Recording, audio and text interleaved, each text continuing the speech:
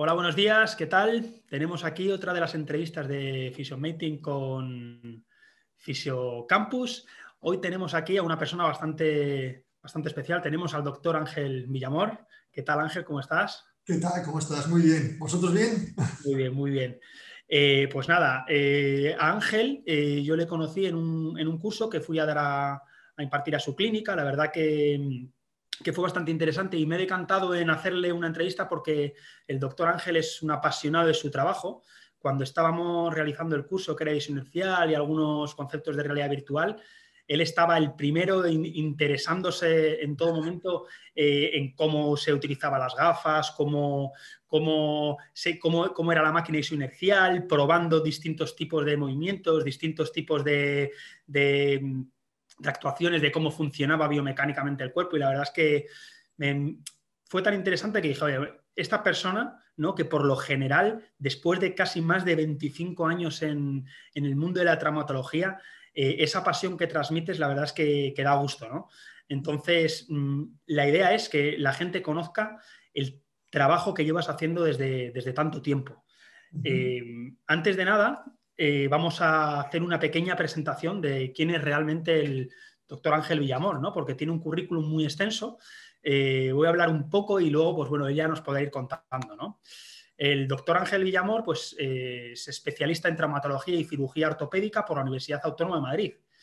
Es director de la clínica ICTRA, Medicina Avanzada, que tiene más de 25 años en especialidad, destacada su actividad, sobre todo en cirugía de prótesis de cadera y rodilla, así como cirugía artroscópica y otras técnicas mínimamente invasivas. Su pasión por seguir aprendiendo le ha llevado no solo a realizar también medicina regenerativa, sino que actualmente está empezando a realizar cirugías con impresión 3D y distintos tipos de terapias en la cual cualquier cosa que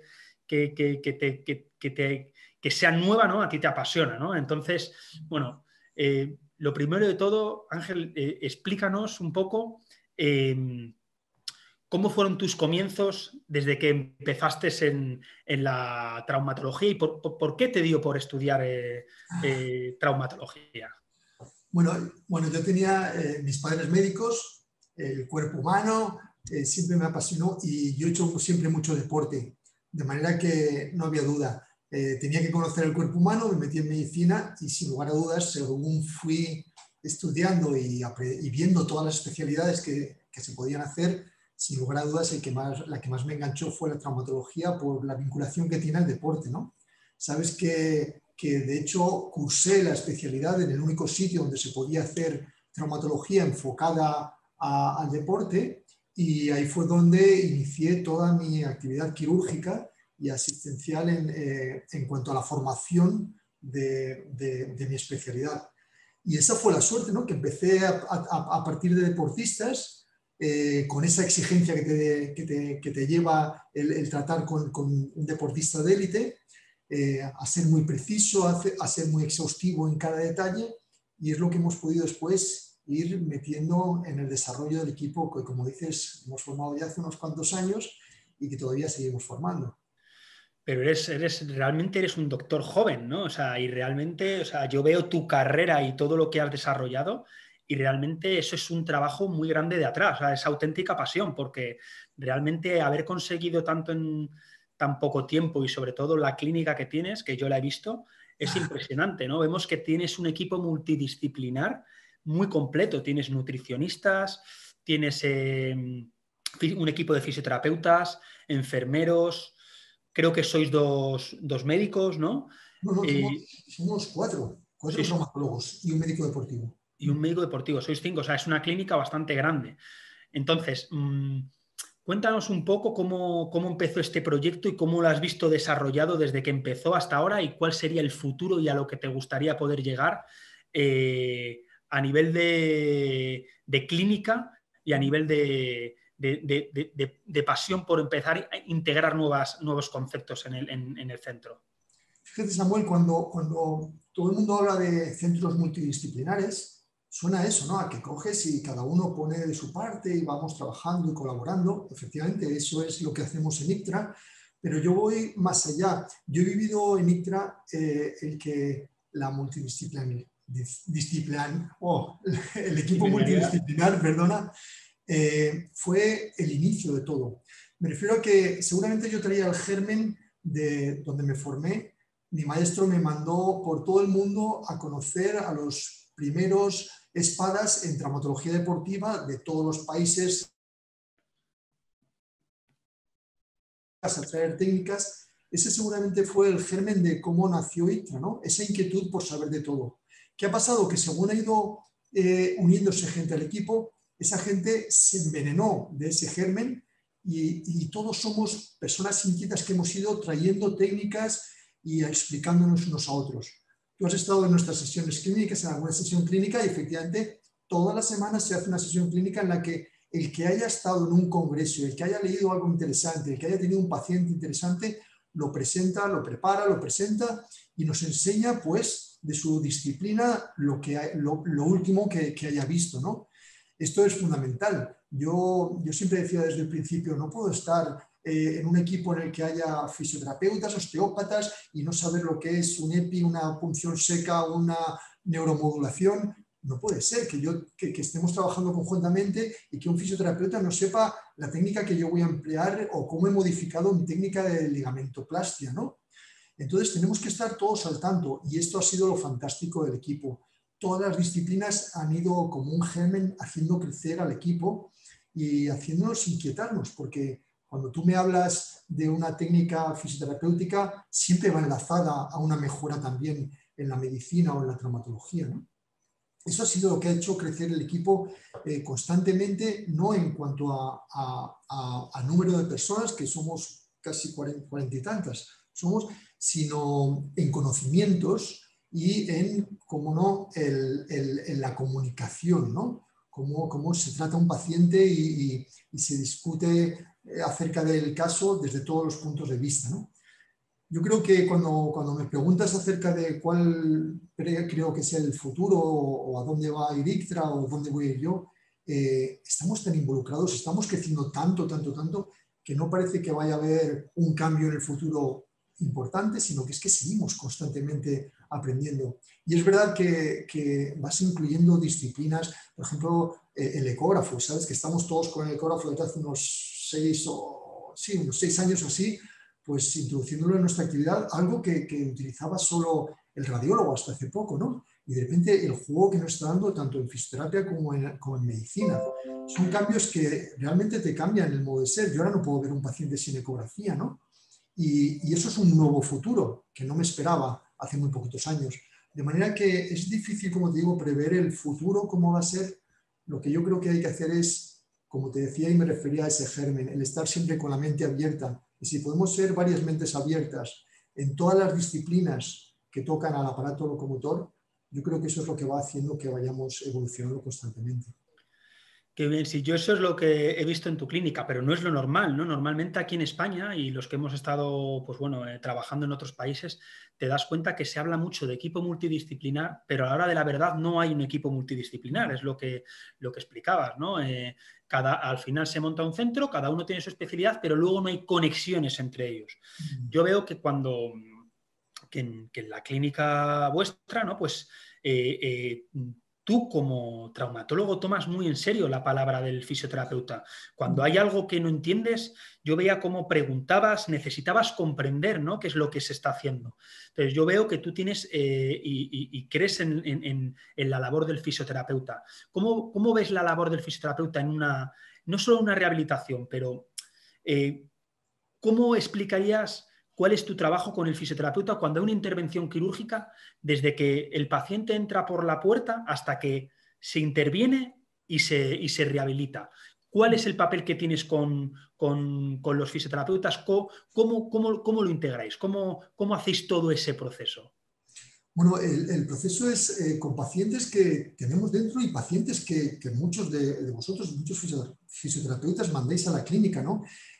Sin lugar a dudas, la formación que tenéis es muy distinta a la que yo viví cuando empezaba la especialidad. Yo creo que la formación de fisioterapia ha evolucionado enormemente en los últimos, diría yo, en los últimos 10 años, 15 años, diría yo, ¿no?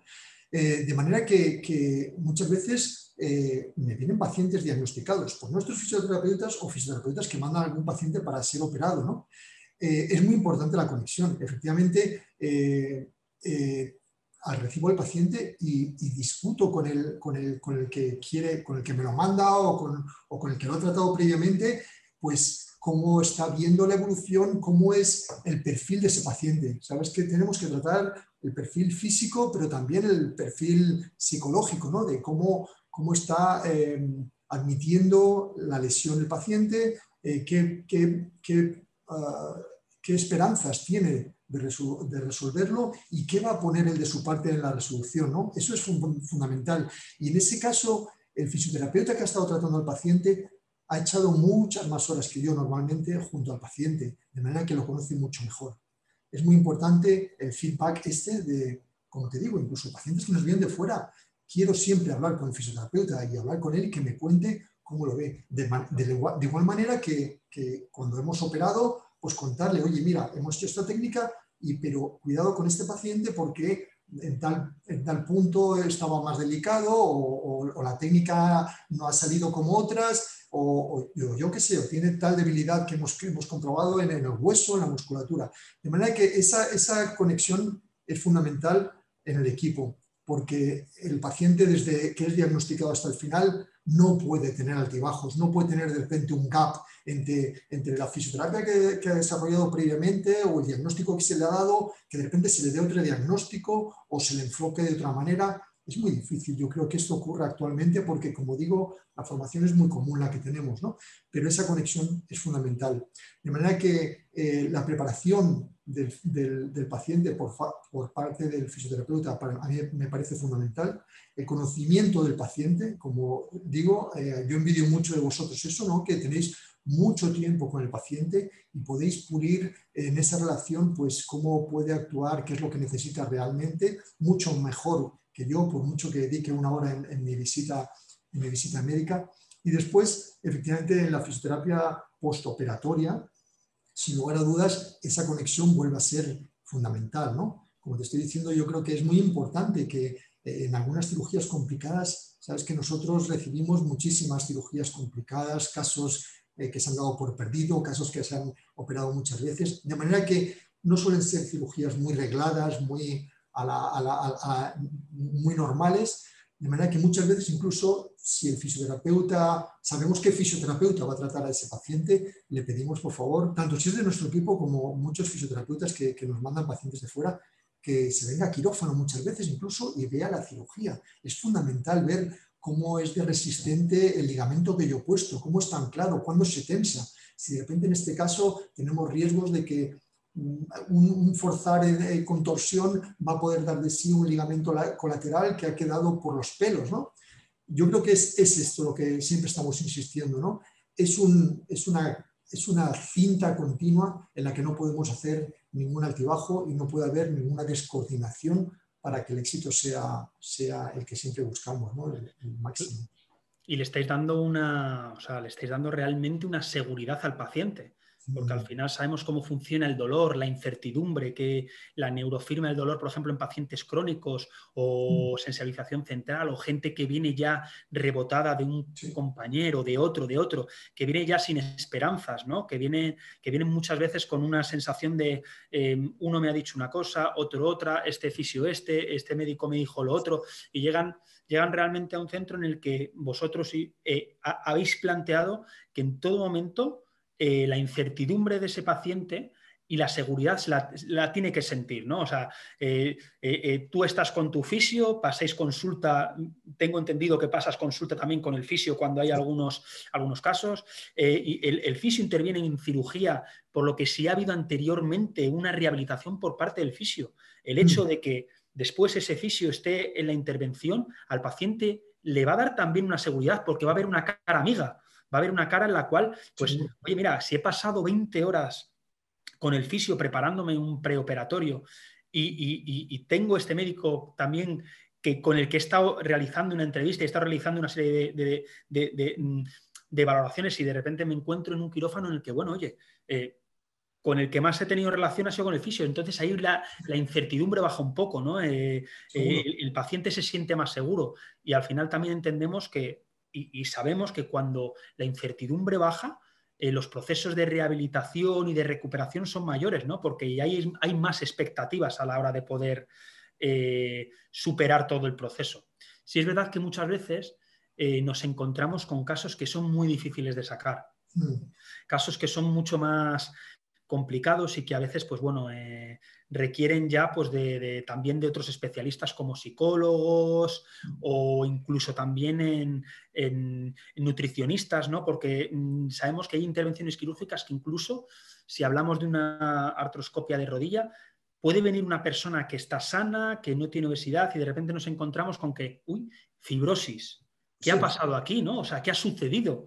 ¿No? Sabemos también que la nutrición es una parte importante y vosotros también la integráis antes de una operación, ¿no? O sea, creáis también ese proceso de nutricional para poder tener un pH neutro, que la intervención quirúrgica siempre sea lo más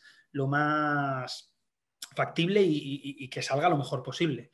Entonces, bueno, así es un trabajo que parece como sencillo de hablar, ¿no? Parece que es lo normal, ¿no? Entendemos qué es lo que deberíamos de hacerse, pero sabemos a día de hoy que no se hace, que todavía creo que nos queda muchísimo, ¿vale? En el mundo de la salud, y cuando hablo de la salud hablo de la medicina, fisio, podología, como habéis hecho vosotros, que es un trabajo en el que hemos bajado los egos, ¿no?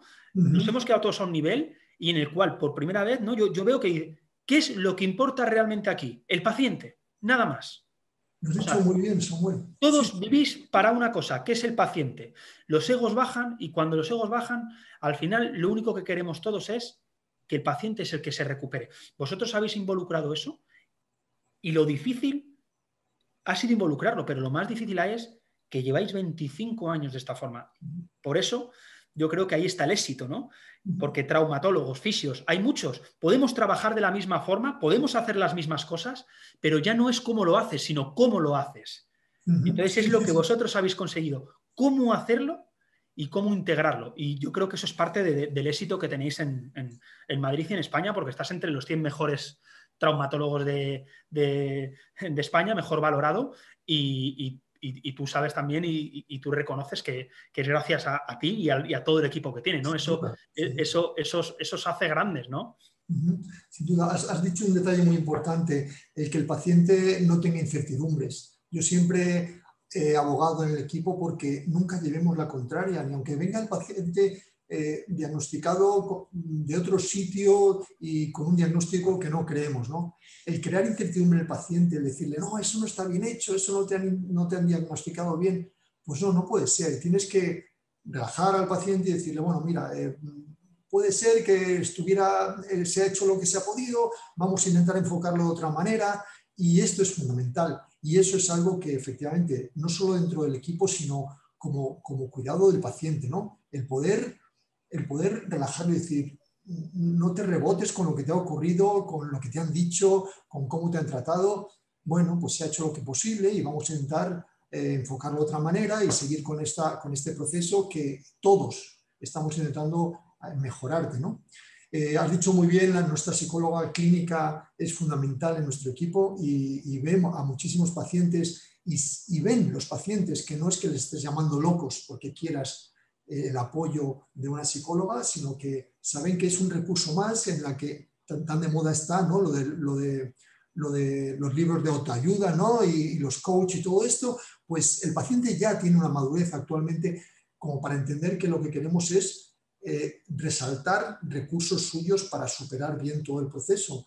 De manera que el psicólogo es fundamental para nosotros en ese aspecto, el aspecto psicológico, no dejarlo descuidado, que nosotros no somos especialistas en ello y a lo mejor no te estás dando cuenta y estás involucrando al paciente en un proceso para el que no está preparado psicológicamente. Pues para eso tenemos un especialista y actualmente la cultura actual asume esto sin problemas. Lo que has dicho de la nutricionista es fundamental.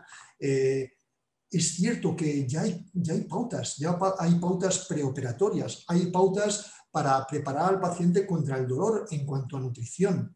Y es algo que según lo pones en práctica y lo vas ensayando, lo vas descubriendo cada vez más. Y ya no es que la nutricionista del equipo ponga un protocolo estricto, sino que es que hay fisioterapeutas que dicen, espera, que creo que en esto, no solo en la preparación preoperatoria, sino en tu capacidad de reparación, en la necesidad que tienes de desinflamar, yo creo que nos puede ayudar la nutrición. Y recurrimos ya puntualmente para ciertos procesos, puntualmente a la nutricionista, ¿no? Pero es cuestión, como tú bien dices, de con fe ensayarlo, ¿no? Ensayarlo y probarlo. Y nos vamos descubriendo los unos a los otros, pero siempre con una comunicación cercana, como has dicho que hacemos, ¿no? Y que has vivido con nosotros, ¿no? El reunirnos y el oírnos unos a otros y el admirar y el aprovechar el conocimiento de todos, ¿no?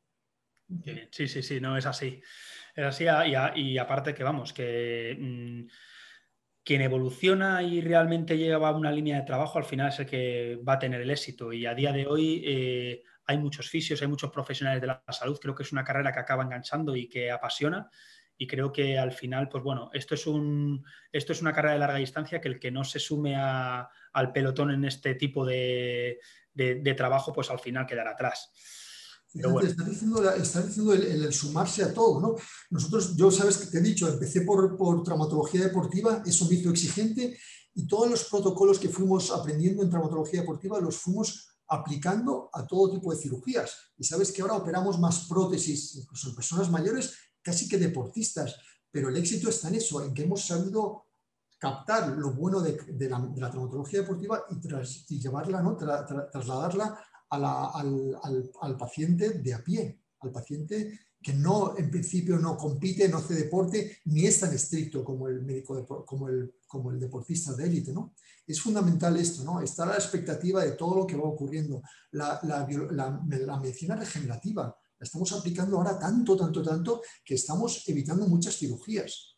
Los hombros congelados los estamos resolviendo con infiltraciones de alto volumen. Las calcificaciones también las resolvemos con el ecógrafo, con infiltración, que son procesos que antes operábamos, ¿no? Entonces, estar al tanto, ir asumiendo, ir absorbiendo todo, es fundamental, como tú has dicho. Qué bien. Hablando de técnicas de cirugía que normalmente, bueno, pues tú realizas, yo veo que la traumatología, ¿no? O vamos a discutir esto, ¿no? Como que ha habido un pequeño estancamiento desde hace unos años, ¿no? Respecto a lo que es la intervención quirúrgica. Antes una prótesis de rodilla o lo que es una prótesis de cadera, se hacía una cirugía mucho más invasiva. No existía la artroscopia y parece que desde hace, bueno, yo creo que más o menos unos 20 y pico años entró la artroscopia y yo creo que se ha quedado ya, ¿no? No estamos viendo como una técnica que pueda suplir a la artroscopia. Entonces, respecto a esto, ¿cómo ves tú el futuro en una intervención mínimamente invasiva? Porque ya más mínimamente invasiva que una artroscopia ya es difícil. Veo que ha habido mucha evolución respecto a las prótesis. Ahora tenemos prótesis de porcelana, tenemos prótesis cada vez más ligeras, más duraderas. Es importante, ¿no? Porque, bueno, vamos a dar una mayor calidad a una persona con una prótesis en la cual no tenga que intervenirse en su vida 2 o 3 veces. Pero sí es verdad que lo que es en sí la intervención con artroscopia, se han hecho pequeñas modificaciones que han ido mejorando, pero se ha quedado ahí como un poco, no quiero decir estancada, pero que no ha evolucionado otra técnica que pueda suplirla, ¿no? ¿Hay algo que se esté desarrollando, algo que se pueda mejorar este tipo de técnica, o cuál sería o cómo se ve el futuro, ¿no? Porque hemos visto el futuro en fisioterapia, vemos el futuro en medicina regenerativa, células madre, cada vez estamos el conectoma humano se está intentando también descifrar. Estamos viendo que sí encontramos muchos tipos de terapias que cada vez se están estudiando más y todavía queda un largo bagaje hasta poder tener un control sobre ellas, pero respecto a esta técnica, ¿cómo ves tú el futuro? ¿Qué crees que puede llegar a suplir a una técnica como una artroscopia? Tienes razón en que en medicina y en cirugía los avances son seguramente más lentos, incluso, bueno, más lentos que en la disciplina fisioterápica. Tenemos una tradición clásica en la que nos es difícil dar un cambio, es como muy arriesgado hacer un cambio con respecto a lo que has aprendido de tus maestros y todo se va integrando muy lentamente. Yo creo que es por esto, porque es una ciencia a lo mejor, no sé, más antigua, más establecida y incluso cuando llegas a un congreso y presentas algo nuevo parece que eres rechazado como que estás transgrediendo la tradición, ¿no? Y es verdad que, por ejemplo, en la cirugía de prótesis, tecnológicamente ha cambiado muchísimo las prótesis, como bien dices, son mucho más duraderas, el anclaje al hueso, se han desarrollado materiales que anclan muchísimo mejor, no se aflojan, ya no hay tantos recambios. Y sin embargo, fíjate, la cirugía mínimamente invasiva que yo aprendí en Estados Unidos, pues esto hace unos 20 años, que se trataba de no abrir la articulación tanto en rodilla como en cadera, no abrir la articulación de par en par para ponerte a operar, sino abrir una ventana lo justo para lo que necesitas, que es meter la prótesis y esa ventana ir orientándola hacia donde tienes que trabajar sin necesidad de estar viendo toda la articulación abierta. Pues esa técnica mínimamente invasiva llevamos practicándola muchísimos años y todavía no está asumida entre todos los traumatólogos porque pues cuesta cambiar la técnica que se ha aprendido anteriormente. Efectivamente, en la artroscopia tuvimos el mismo problema. Nosotros fuimos también de los pioneros, por ejemplo, en artroscopia de hombro. El hombro, cuando empezamos a hacer artroscopia de hombro, se decía que para qué, si abriendo iba en fenómeno. Y costó introducir la artroscopia del hombro. Ahora estamos en los últimos años haciendo artroscopia de cadera. Es verdad que es una técnica muy buena, pero que se le pueden ir sacando aplicaciones que van sustituyendo a cirugías más agresivas.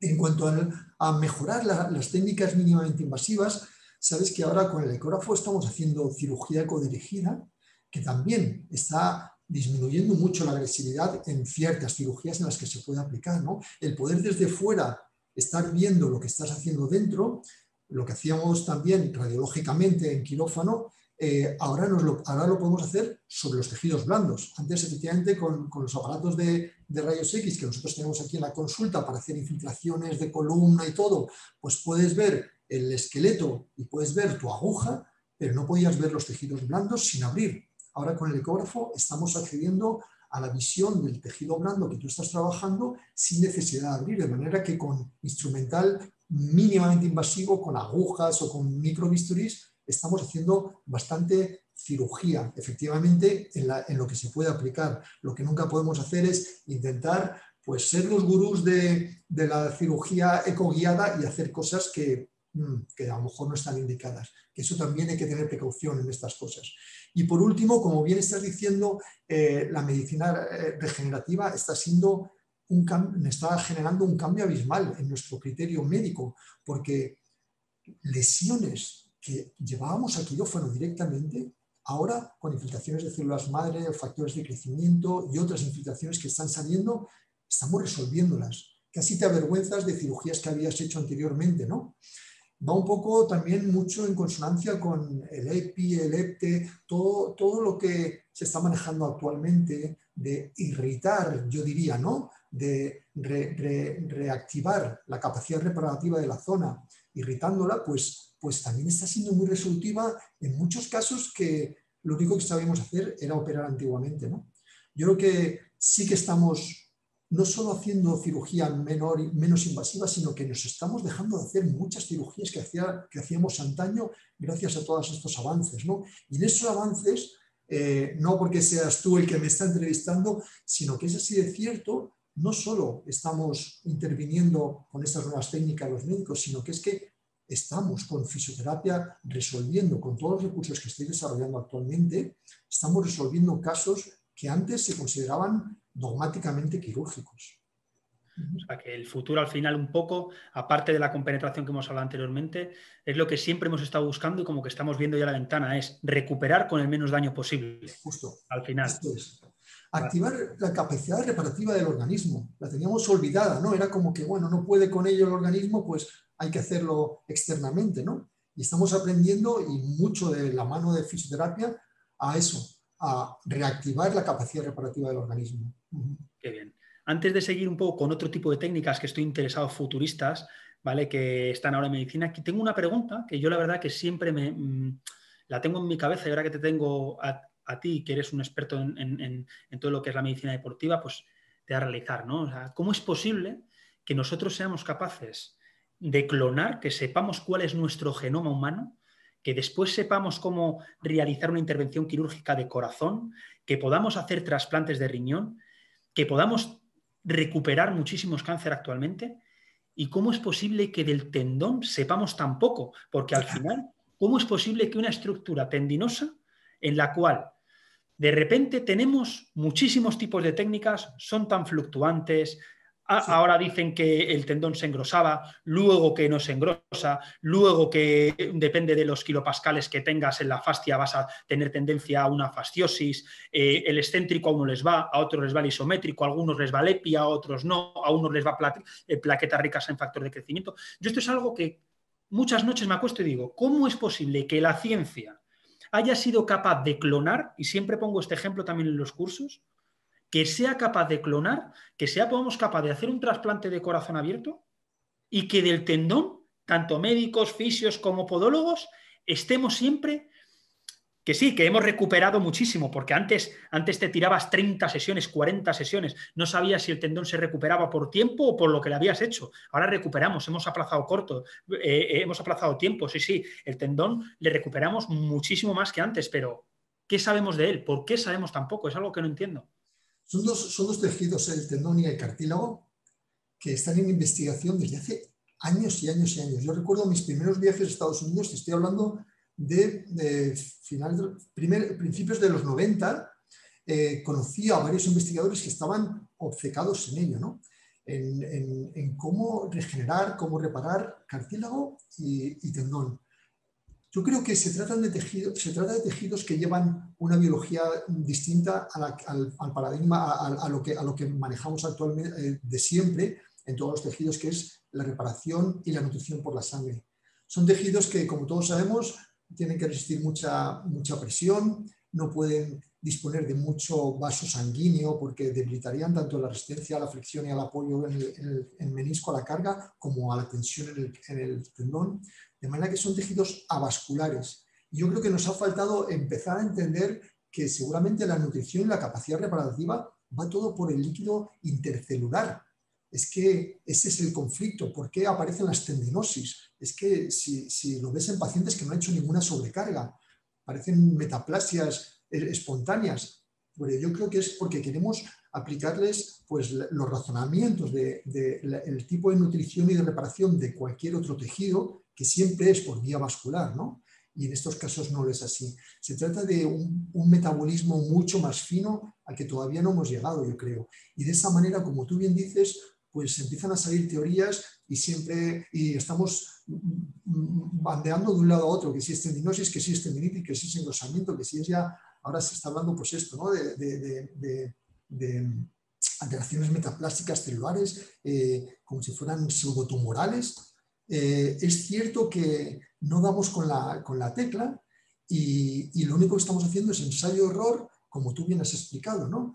En los que no podemos tampoco, y vuelvo a insistir, en agarrarnos a ningún protocolo porque no sabemos el origen, ¿no? Entonces hay que ser humilde y decir, bueno, vamos a intentar, pues eso, excéntricos. Bueno, pues este señor no demanda excéntricos. No, pero es que he leído a tantos artículos que, bueno, cuando estamos hablando de estadísticas hay que creer en ellas porque es lo único que nos podemos basar, pero es cierto que no va a ir siempre igual y tenemos que ser de esa manera flexibles, admitiendo con humildad que es que no sabemos el origen, ¿no? La fisiopatología de estos procesos.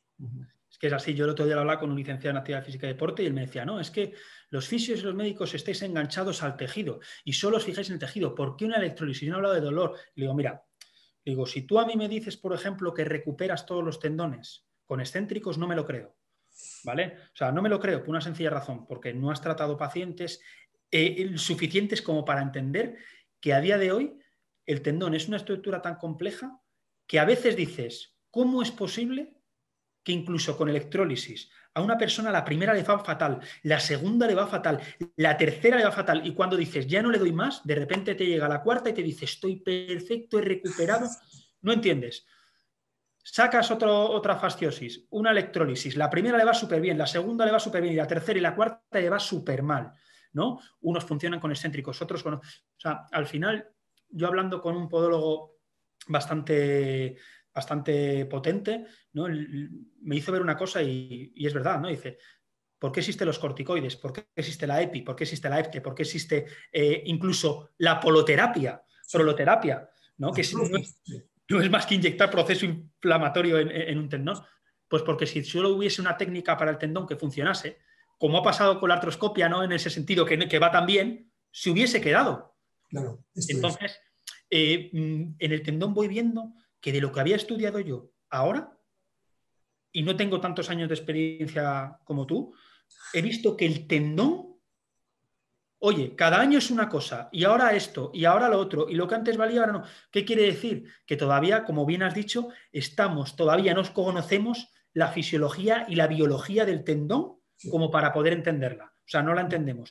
Creo que incluso, y corrígeme si me equivoco, creo que incluso por primera vez el cartílago ha superado al tendón en saber incluso más que el propio tendón.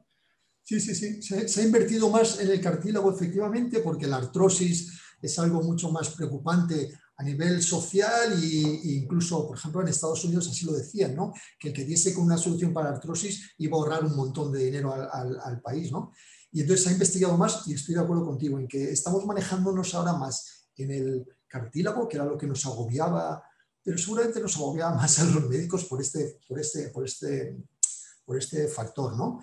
Que en el tendón. Sí que lleva razón que seguramente en el tendón estamos más pez y estoy contigo en que todavía llegas a congresos y te dicen, no, y discuten qué técnica va a ir mejor para el tendón y no sabemos la base, tenemos que ser humildes y saber de todas las herramientas, ¿eh? La proloterapia la empleamos nosotros también, pero nunca voy a dar una charla diciendo que la proloterapia es la que me resuelve los tendones, por supuesto.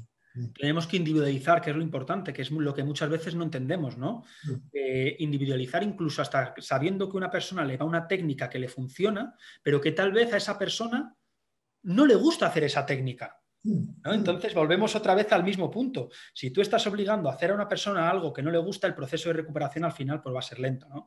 O no va a funcionar, porque es que son tantos factores, ¿no? Al final una recuperación de una lesión con una intervención y una recuperación de fisioterapia es como una relación de amor, ¿no? Se tienen que poner muchas cosas para que funcione, ¿no? Sí. Y funcionan más que relaciones de amor, de hecho.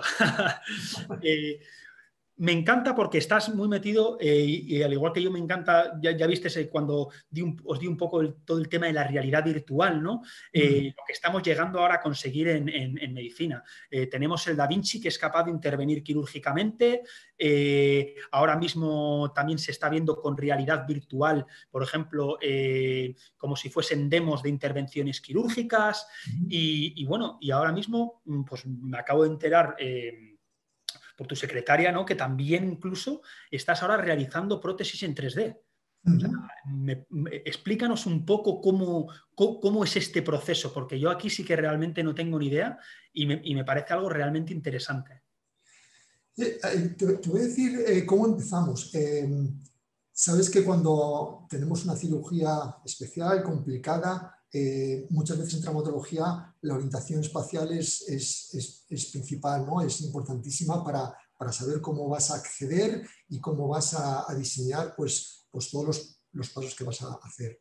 De manera que lo primero que empezamos a hacer es radiografías para ver cómo está el esqueleto que vas a tratar. Después salió el escáner y la resonancia, en la que también podías ver con mejor precisión pues dónde ibas a intervenir. El escáner después en 3D, la reproducción en 3D. Pero fíjate, siempre dependíamos de la interpretación del radiólogo. El papel del radiólogo te hacía ver que eso no era más que una imagen, pero no era la realidad, ¿no? Siempre teníamos que tener un intérprete de aquello. De manera que dijimos, bueno, ¿y por qué no podemos tener eso en la mano? Que es igual que lo voy a tener en quirófano, tenerlo antes en la mano. Entonces empezamos a hacer la reproducción en 3D del esqueleto que íbamos a operar. Eso nos ha dado un juego fantástico, ¿no? Cuando yo me voy a meter en una cirugía en la que no sé exactamente cómo me va a encajar una prótesis o cómo voy a tener que reconstruir una fractura compleja, las fracturas que recibimos por accidentes de alta energía, pues en muchos pilotos, que sabes que tratamos muchísimos pilotos de motociclismo o bueno, otros deportes de alta energía, ¿no? Con accidentes, perdón, de alta energía, pues el poder yo tener en la mano los fragmentos que voy a tener que reconstruir me va a dar una idea de por dónde puedo ir reconstruyendo, poniendo los tornillos. Incluso ya dimos un paso más adelante, operando realmente esa reconstrucción en 3D, operándola en el despacho y haciendo placas moldeadas perfectamente para ello.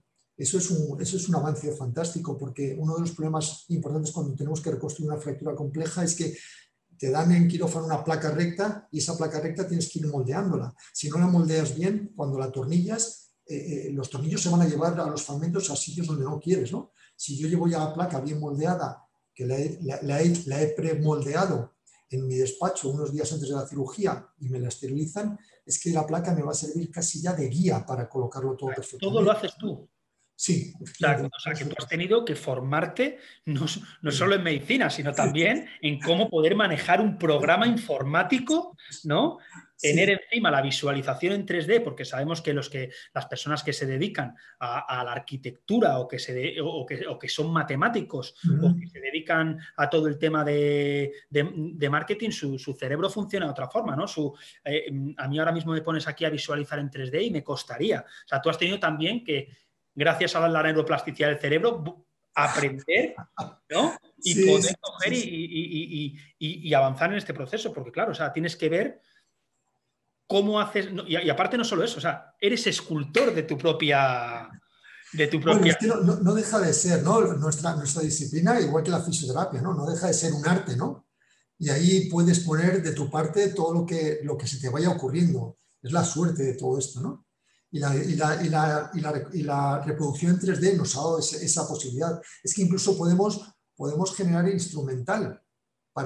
Imagínate, hay tornillos que tenemos que meter desde fuera del hueso y el único modo de ver si va perfectamente a su sitio es con rayos X. Y con rayos X a veces estás viendo en un plano, pero no estás viendo en todos los planos, ¿no? Si yo sobre el modelo en 3D, en el ordenador, diseño una pieza que apoyándola en el hueso me lleve por un tunelcito la broca al sitio que quiero, me la llevo esterilizada a quirófano, la apoyo encima del hueso del paciente y me lleva, ¿no?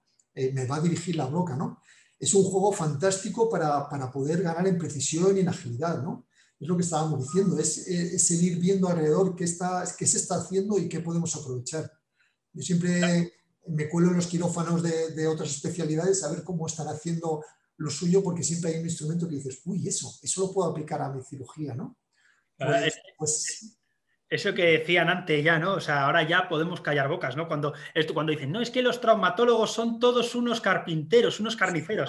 No, disculpa. Ahora os habéis convertido, vamos, o sea, que yo nunca lo he pensado, vamos, pero ahora mismo estáis en un avance que no se ve. Porque este tipo de cosas yo creo que solo las sabéis los de vuestra profesión, ¿no? O sí. sea, nadie se imagina que un médico traumatólogo se va a poner delante de un ordenador a diseñar una pieza en 3D para luego ponerla a su paciente. O sea, eso es un avance en el cual yo me imagino que habrás tenido una gran cantidad de evolución en pacientes en cierto tipo de intervenciones en las que, bueno, sabíamos que podía ser sencilla, fácil, pero de repente siempre ocurre algo, ¿no? En este caso, el porcentaje de seguridad con este tipo de cosas, ¿en cuánto lo denominarías? ¿En un 90%? Es muy difícil. En medicina dar un porcentaje de seguridad es muy difícil, pero sí que te puedo enumerar pues, la precisión de la cirugía, el tiempo quirúrgico, ahorramos un montón de tiempo en la cirugía, que eso no solo es que nosotros nos cansemos menos, que no es tontería, sino que también el paciente está menos tiempo anestesiado en quirófano, menos agresión. Eso es algo que desde que aprendí las técnicas mínimamente invasivas es algo que tengo en mente siempre, cosa que no teníamos en mente antiguamente. De hecho, había una frase que decía, a grandes cirujanos, grandes incisiones, como que el cirujano importante hace un rejote más grande, ¿no? Pues bueno, hemos aprendido, porque la experiencia te lo va dando, ¿no? Cómo desde que hacemos las prótesis con mínimamente invasiva, que no solo es que cortamos menos en la piel, sino que apartamos músculos y entramos por los recovecos sin necesidad de cortar tendones que después tenemos que reconstruir, nos hemos dado cuenta de que la recuperación del paciente es mucho más rápido, hay menos infecciones, hay menos sangrado, necesitan menos analgesia. Al día siguiente los ponemos de pie a caminar y en 3 días están con autonomía, ¿no? Pero, por ejemplo, también otra de las cualidades que he visto en la técnica mínimamente invasiva es que cuando yo trataba pacientes con mi maestro tenía asumido que un paciente con una prótesis tenía que tener dolores. Si lleva usted una prótesis, ¿cómo no le va a doler? Ahora hemos visto que la inmensa mayoría de los dolores eran debidos a esos abordajes grandes, ¿no? Entonces, ahí te vas dando cuenta de que efectivamente tienes que ir observando las consecuencias de lo que vas avanzando, ¿no? Y en ese aspecto, por ejemplo, vas internando unas cosas con otras. Cuando hemos mejorado, como estábamos diciendo, con la reconstrucción en 3D, en precisión, también nos hemos dado cuenta de que había gestos quirúrgicos que ahorrados nos daban mejor resultado en el paciente. Yo, cuando acabé la especialidad, hice un año de un máster de microcirugía, porque hacía también mucha cirugía de mano entonces, hice un máster de microcirugía, de cirugía con microscopio, que, bueno, pues la tenía ahí y la usaba para pues, manos delicadas, cirugías finas. Ahora hemos empezado a sacar el microscopio para cirugías gordas porque hemos visto tiempos quirúrgicos en los que tienes que parar y decir, vamos a hacerlo otros pueden ser, en la misma cirugía, pueden ser más agresivos, más rápidos, pero hemos ido descubriendo que teníamos que tener cierto respeto y merecían cierto respeto algunos pasos concretos, ¿no? Y eso nos lo ha dado, pues eso, avances que vamos haciendo, por ejemplo, como estabas diciendo, con la reconstrucción en 3D, nos han hecho ver que había puntos en los que debíamos pararnos y no sabíamos que había que hacerlo y hemos sacado de repente el microscopio para hacerlo, ¿no? Es esto, cada paso que vas dando te va abriendo ojos a lo siguiente e incluso, como te estoy diciendo en este caso, a volver a tomar recursos que habíamos aprendido y que no habíamos considerado para ciertas cirugías. Qué bien, qué bien. Sí, sí, o sea, es el futuro y estamos ahí, muy bien. Hay una cosa que me ha gustado mucho que has dicho, ¿no? Y que es verdad que a veces parece que no se presta atención, ¿no? Cuando llevas una carga muy grande de pacientes, hay a veces que sales de la clínica o llegas a tu casa con la cabeza que parece que te va a estallar, ¿no? Aparte de no solo el tiempo que pasas en consulta, una intervención quirúrgica en la cual puedes estar durante muchas horas, es un proceso que requiere, aunque tú hayas hecho esa intervención quirúrgica 1000 veces, al final requiere un desgaste mental muy, muy, muy grande, ¿no? Todos somos humanos, o sea, todos somos humanos y bueno, cuando tú llegas un día en el cual ya de por sí entras en una intervención quirúrgica en la que te encuentras cansado, etcétera, etcétera, ¿utilizas alguna técnica de relajación? ¿Te pones música? Yo he visto ahora mismo vídeos de traumatólogos en Estados Unidos poniéndose música, pero reggaetón y todo, o sea, ¿no? Yo entiendo que el cerebro necesita también una vía, ¿no? Y que cada persona aprendemos y trabajamos de una forma. Hay gente que es nocturna, hay gente que es diurna, hay gente que trabaja con música clásica, hay gente que trabaja con rock a tope, ¿no? Eso, cada cerebro es distinto y necesita muchas veces también sentirse anclado a algo ante situaciones en las que muchas veces, pues bueno, vienes cansado, no has descansado suficiente, llevas cargas y de repente te plantas en una operación de cadera que no sé lo que puede llevar más o menos, pero o una intervención de 5 o 6 horas, ¿no? Ahí, ¿cómo gestionas tú eso? Porque también hay que saber gestionarlo, ¿no? O sea, es difícil poder gestionar todo. Estás en una operación, tienes que llevar un equipo, tienes que gestionar tu cabeza, tienes que hacer la intervención bien. ¿Tienes algún truco? ¿Te pones música? No sé, respiraciones? Eres un crack, Samuel. Me vas a hacer contar cosas que no saben ni mi equipo. Te voy a explicar. Es cierto que hay que dosificar, y yo siempre he jugado con esto, con el dosificar el esfuerzo, ¿no? Toda cirugía, yo siempre pienso que lleva 3 tiempos. Uno es el abordaje, que es el abrir la piel, el abrir tejidos, el disecar hasta llegar al sitio donde empieza la cuestión, ¿no? la cuestión ya puede ser mucho más delicada, ¿no? Cómo voy a poner la prótesis, cómo voy a reconstruir este hueso o este ligamento exactamente, tengo que encontrar con la guía el punto preciso, la isometría, todas estas cosas que ya tienes que tener mucha atención para no perderlas de vista. Y el último tiempo es ya cerrar, ¿no? Acabas, empiezas a cerrar tejidos, reconstruyes lo que hayas desestructurado para entrar o desinsertado, pones el drenaje, suturas la piel y pones el apósito. Pues siempre he jugado, sobre todo cuando me cuestiono el cansancio, a lo mejor es falta de humildad, pero me lo cuestiono más con el equipo, ¿no? Cuando tú eres el cirujano principal, parece que tu capacidad de concentración es máxima durante todo el día si hace falta, pero el que yo he sido ayudante, pues bueno, acaba cansándose, se desconecta en algún momento. Bueno, pues el dosificar la atención y el esfuerzo en el equipo y en mí también seguramente es este, ¿no? El truco que yo siempre he manejado ha sido el hacer una broma, el sacar un tema distendido durante el abordaje. Todos podemos estar relajados, hablamos de la novia de este o de la broma del otro día. Cuando llega el momento importante, central, si hace falta, hago un gesto de tensión o de concentración. A veces incluso, pues, ¡bum!, das un toque de atención y todo el mundo se centra. Y cuando ya sabes que se ha acabado ese momento, no dejas que ese tiempo de concentración siga alargándose y agotando al equipo, sino que vuelves a sacar otra broma o vuelves a sacar el tema y el cierre de la cirugía ya se hace relajado, ¿no? Yo creo que a lo que hacías alusión es algo que yo creo que nunca había confesado y me has sacado tú, ¿no? Pero es esto, que los años te van dando esta sensación, ¿no? Y esta información de que cuando pretendes que todo el mundo esté atento todo el día, cuando hacemos varias cirugías o una cirugía compleja, como tú dices, de varias horas, es cuando hierras, ¿no? Cuando puedes fallar, ¿no? Porque la gente se cansa y la gente desconecta a lo mejor en momentos en los que no podía ser que nadie desconectase, ¿no? Entonces, el dosificar el esfuerzo yo creo que es el truco que siempre he manejado en estos un truco y algo bastante complejo, porque manejar el esfuerzo o el estrés es algo muy complicado. O sea, a mí me está dejando alucinado, ¿no? Porque es que te manejas con 3D, intervienes y de repente eres un buen líder, porque un buen líder no es solo el que coge y está ahí, ¿no? Sino el que tira de los compañeros para ser un equipo. Saber manejar un estrés, el tuyo y el de tus compañeros y saber cómo hacerlo, para mí es muy complicado. Ya sabes que a mí me encanta la neurociencia, que estoy muy metido en el funcionamiento del cerebro. Sabemos que cada cerebro es totalmente distinto y a mí pues me interesa mucho también, oye, cómo vosotros como profesionales sois capaces de manejar eso, ¿no? Porque no solo son años de experiencia, yo creo que los años de experiencia te ayudan a mucho, pero creo que también va mucho en la persona, ¿no? Y eso genera pues el interés que tú has tenido durante toda tu vida de ir a Estados Unidos, de que tu padre te haya enseñado distintos tipos,